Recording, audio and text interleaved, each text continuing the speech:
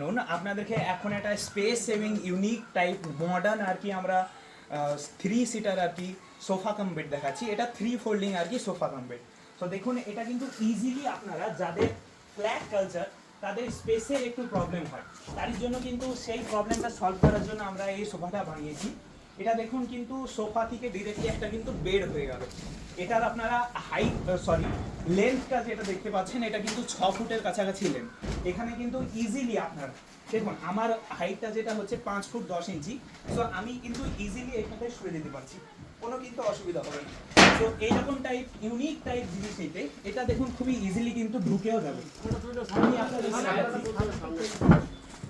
এটা এরকম করে উঠিয়ে জাস্ট নর্মালি কোনো কিছু অতটা না কেটে এটা জাস্ট নর্মালি উঠিয়ে দিলে কিন্তু এটা ঢুকে যাচ্ছে।